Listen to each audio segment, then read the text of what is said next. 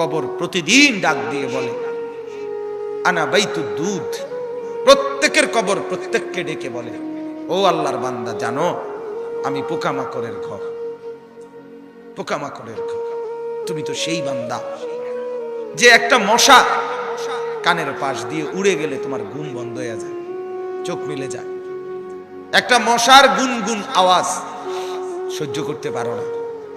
একবার কয়েল, একবার অ্যারোসোল, একবার মশারি, এরপরেও তুমি চাও যে একটা মশাও যেন আমার কানের কাছে গুনগুন না করে। তো 5 ঘন্টার ঘুমের জন্য, 6 ঘন্টার ঘুমের জন্য বান্দা এই যত্ন নিলা, অনন্তকাল কিংবা বছরের পর বছর কবরের যে ঘুম দিবা, পড়ে থাকবা সেই ঘরে, পোকা মাকড়ের ঘর, সেই ঘরে তুমি ঘুমাইবা কেমনে, থাকবা কি? আমার বাপ, আমি থাকবো কিভাবে? আমি থাকবো কিভাবে বলে? ভাবেন, আমিও ভাবি, আপনিও ভাবেন। ওসিকুম ওয়া ইয়া, আপনাকেও বলছি, আমাকেও বলছি। এই এখন ঘরে গেলে আমরা সবাই লেফ আর কম্বলের নিচেই তো শুয়ে যাব বাপ। কিন্তু একবার ভাবেন তো, যার মা কবরে, মার কবরে লেফ কম্বল আছে কি? যার বাপ কবরে আছে এই মুহূর্তে, বাপ আপনি ভাবেন তো। আমার এক পরিচিত মানুষ একতলা বাড়ি করছে ঢাকা, 4.5 কোটি টাকা খরচ করে, শুধু একতলার মধ্যে খরচ করছে। কিছুদিন আগে ইন্তেকাল করছে। ছেলেরা, তার গ্রামে জানাজা হবে পরের দিন দুপুরে। সন্তানরা ওই শেষ রাতটা হাসপাতাল থেকে লাশটা বাড়িতে আনে নাই, ওই 4.5 কোটি টাকার বিল্ডিং এ রাখে নাই, হাসপাতালেই রেখে দিছে। পরের দিন ওইখান থেকে অ্যাম্বুলেন্সে করে এরপরে গ্রামের বাড়িতে নিয়ে দাফন কাফন করে দিছে। তো কি সাজাইলেন, কার জন্য সাজাইলেন, কি বুঝলেন, কি ভাবলেন? আপনি ভাবেন। আল্লাহ তাআলা বলতেছেন, ইরশাদ করছেন সূরা মুলকের 23 নম্বর আয়াত, কুল হুয়াল্লাযী আনশাআকুম। আল্লাহ তাআলা আমাদের প্রিয় নবী সাল্লাল্লাহু আলাইহি ওয়াসাল্লামকে লক্ষ্য করে বলেন, নবী আমার, বন্ধু আমার, আপনি বলে দেন। কাকে বলবেন? আপনার উম্মতকে, আমার বান্দাকে। এরা আপনারও উম্মত, এরা আমারও বান্দা। তা আমি তো আপনার কাছে নাজিল করে বললামই, এবার আপনিও বলে দেন যে আপনারও কথা এটা।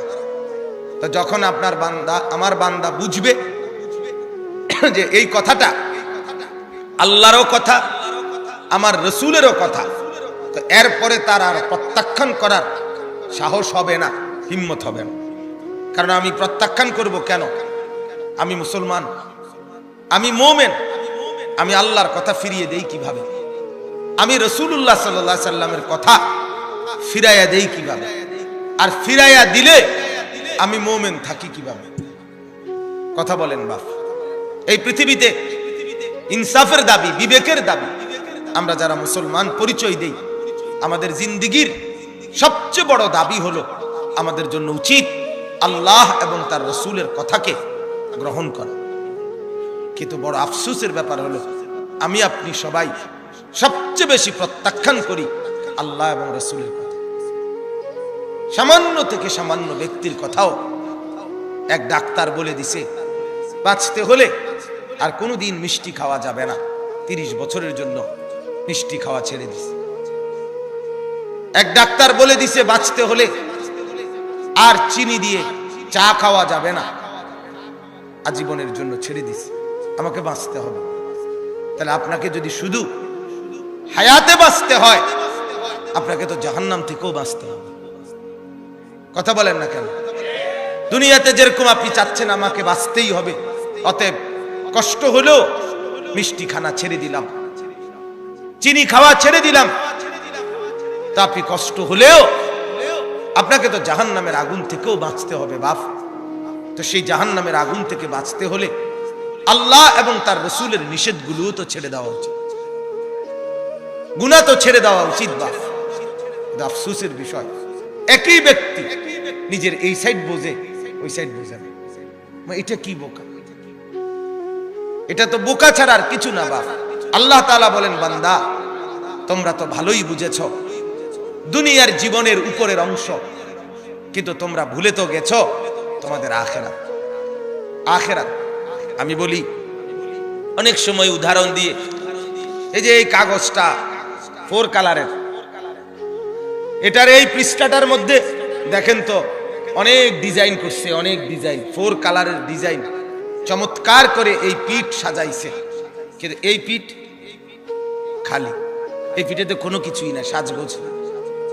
তো আল্লাহ তাআলা যেন বলছে, বান্দা মাটির উপরে তোমার যেই ঘর, সেই ঘর তো খুব সুন্দরভাবে সাজাইলা, ইট বালু সিমেন্ট, ময়মনসিংহ থেকে বালু আনছো, সিলেট থেকে পাথর আনছো, 1 নাম্বার ইট 1 নাম্বার বালু, এরপরে টাইলস, এরপরে খাট পালং sofa furniture, fridge AC, dining table, চায়ের কাপ, কাচের প্লেট, লবণের বাটি, অত্যাধুনিক সাজে পুরা ঘরটা সুন্দর করে সাজিয়েছ। বান্দা এই পিঠ তো খুব সাজাইলা, তো তুমি কি জানো মাটির নিচে তোমার আরেকটা ঘর আছে, সেই ঘরের নাম তো কবর। আমার বান্দা, আল্লাহ যেন বলছে, আমার বান্দা মাটির নিচের ওই ঘর, সে ঘর সাজাইবা না, সেটাও তো তোমারই ঘর। কি ভাই, শেষ বেলায় আমার বাপ, আমার ভাই, আমার বন্ধু, রাত অনেক হয়েছে, আমি ইচ্ছে থাকলেও লম্বা করতে পারবো না ভাই, আমারও ফিরে যাইতে হবে, কুমিল্লা ক্যান্টনমেন্ট যাইতে হবে। আমি আজকে গত শুক্রবারে বের হয়েছি, এখনো পথে পথে আছে, বাসায় যাই নাই, আজকে 5-6 দিন। তো আমি বলতে চাচ্ছি আপনাকে এই কথা, মাটির নিচের ওই ঘর, সেটা আপনারই ঘর, সেটা আমারই ঘর বাপ, সে ঘর সাজাবেন না। সে ঘরে এভাবে ভুলে গেলেন, এভাবে ভুলে গেলেন। তো এই জন্য বলি, এটা যেন এমন মাটির উপরের এই ঘর যদি খাট পালং আর সোফা দিয়ে সাজে, আল্লাহর কসম মাটির নিচের আপনারই ওই ঘর সাজতে হলে জিকির আর তাসবিহ তেলাওয়াত লাগবে। এই ঘর সাজবে খাট পালং দিয়ে, ওই ঘর সাজবে জিকির তাসবিহ তেলাওয়াত দিয়ে, আল্লাহ তাআলার গোলামি দিয়ে, প্রতিটা সেজদা ওই ঘর সাজিয়ে দেবে, প্রতিটা জিকির ওই ঘর সাজিয়ে দেবে, প্রত্যেকটা বন্দেগী আপনার কবরের ঘর সাজিয়ে দেবে। কবর প্রতিদিন ডাক দিয়ে বলে, আনা বাইতুদ দুধ, প্রত্যেকের কবর প্রত্যেককে ডেকে বলে, ও আল্লাহর বান্দা জানো আমি পোকামাকড়ের ঘর, পোকামাকড়ের ঘর। তুমি তো সেই বান্দা যে একটা মশা কানের পাশ দিয়ে উড়ে গেলে তোমার ঘুম বন্ধ হয়ে যায়, চোখ মিলে যায়। একটা মশার গুনগুন আওয়াজ সহ্য করতে পারো না, একবার কয়েল, একবার অ্যারোসোল, একবার মশারি, এরপরেও তুমি চাও যে একটা মশাও যেন আমার কানের কাছে গুনগুন না করে। তো 5 ঘন্টার ঘুমের জন্য, 6 ঘন্টার ঘুমের জন্য বান্দা এই যত্ন নিলা, অনন্তকাল কিংবা বছরের পর বছর কবরের যে ঘুম দিবা, পড়ে থাকবা, সেই ঘরে পোকা মাকড়ের ঘর, সেই ঘরে তুমি ঘুমাইবা কেমনে, থাকবা কি? আমার বাপ, আমি থাকবো কিভাবে, আমি থাকবো কিভাবে বলে? ভাবেন, আমিও ভাবি, আপনিও ভাবেন। ওসিকুম ওয়া ইয়া, আপনাকেও বলছি, আমাকেও বলছি। এই এখন ঘরে গেলে আমরা সবাই লেফ আর কম্বলের নিচেই তো শুয়ে যাব বাপ, কিন্তু একবার ভাবেন তো, যার মা কবরে, মার কবরে লেফ কম্বল আছে কি? যার বাপ কবরে আছে এই মুহূর্তে, বাপ আপনি ভাবেন তো। আমার এক পরিচিত মানুষ একতলা বাড়ি করছে ঢাকা, 4.5 কোটি টাকা খরচ করে, শুধু একতলার মধ্যে খরচ করছে। কিছুদিন আগে ইন্তেকাল করছে।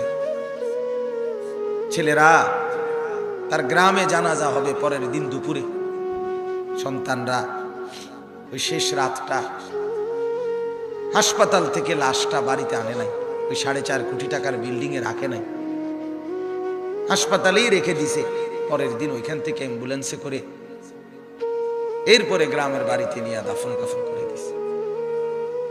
এখন এটা তো করোনার কালে নাই, এখন ইদানিং 10-15-20 দিন আগের কথা।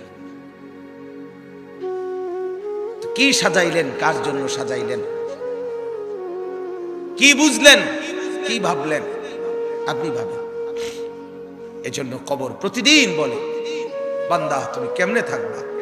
অগণিত পোকা মাকড়, অগণিত পোকা মাকড় তোমাকে ঘিরে ধরবে, কেমনে থাকবে? কবর বলে, আনা বাইতুল ওয়াহদা, আমি একাকী ঘর, একাকী ঘর। ও আল্লাহর বান্দা, আমি একাকী, ডানে বামে কাউকে পাবা না। পৃথিবীর সবচেয়ে বড় যন্ত্রণার নাম হলো একাকিত্বের যন্ত্রণা, একাকিত্ব। পৃথিবীর সব সম্পদ যদি কারো ঘরে থাকে, সুখের উপকরণ থাকে, কিন্তু স্ত্রী নাই, ছেলে মেয়ে নাই, আপনজন কেউ নাই, ওই ব্যক্তি একাকিত্বের যন্ত্রণার সামনে গোটা পৃথিবীটার সব উপকরণ তার সামনে তুচ্ছ। কি ভাই, গত বছর একাকিত্বের যন্ত্রণা সইতে না পেরে এক ভদ্রলোক পিস্তল ঠেকাইয়া নিজের আত্মহত্যা করছে। সব ছিল কিন্তু কেউ নাই। কবর বলে, আনা বাইতুল ওয়াহদা, আমি একাকী ঘর।